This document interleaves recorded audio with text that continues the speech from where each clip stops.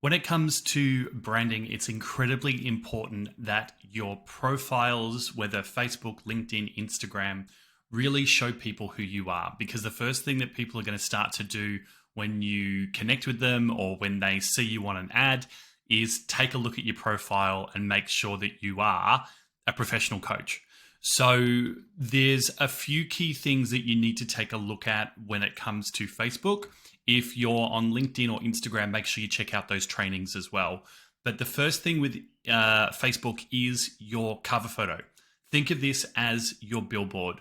When you hover over somebody's name, when somebody first clicks on your profile, the first thing they're going to see is this background image.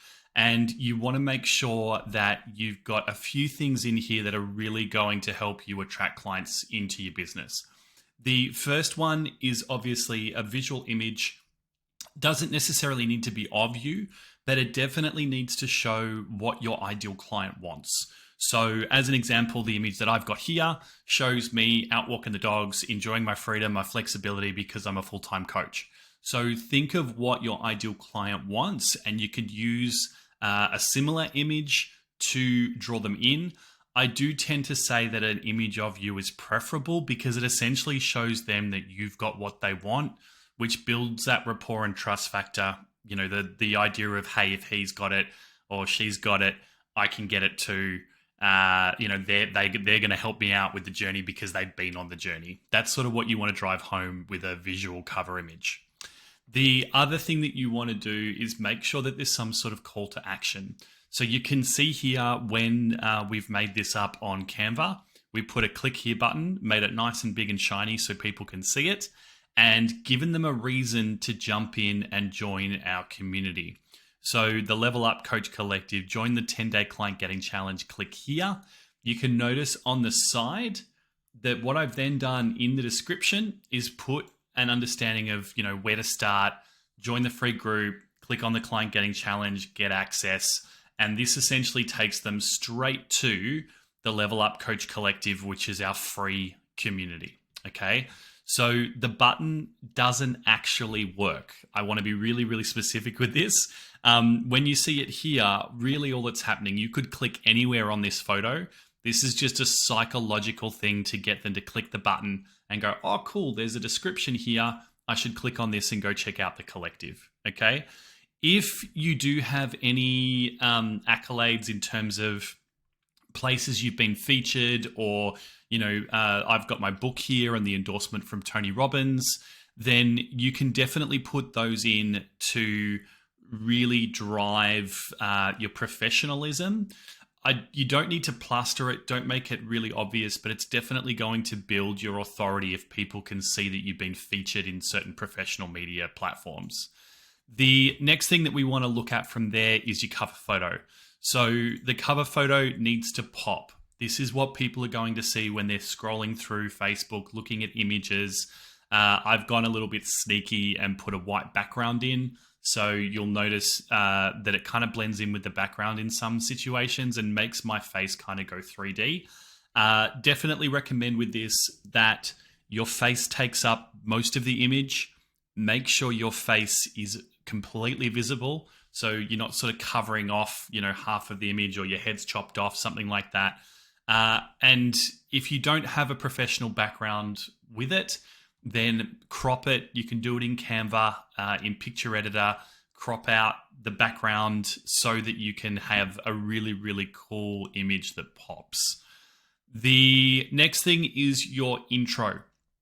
When you're creating an intro, you do have a limited amount of characters. So again, create a really clear call to action. Tell them what they are getting when they click. So if you have a Facebook community, you want to make sure that you make it about what they're going to get. So the cool tool or resource they're going to get over just, hey, join the community for coaches. It's like, what am I going to get from that community? Because there's so many other communities out there, right? If you've got a really, really long link, I recommend using Bitly. So you can grab a Bitly account. Essentially, it shortens all of your web addresses. So you'll be able to fit more into your intro. Okay. The general information, so you can edit your details, put stuff in here that's going to be specific to your audience. So you can see here that my work, business coach and mentor, trainer, ACC level coach with the ICF, completed my master practitioner of coaching. I've got a master's in business. All of that stuff is relevant to my current audience. So make sure that this stuff relates. The extra stuff, these 3 things are all things that I have right now. So don't feel like you've just got to put one title.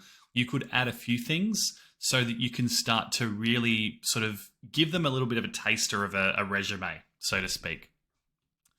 Chuck your links in. Look, you can see that I don't really make these obvious. If people want to explore and look more at me, they can.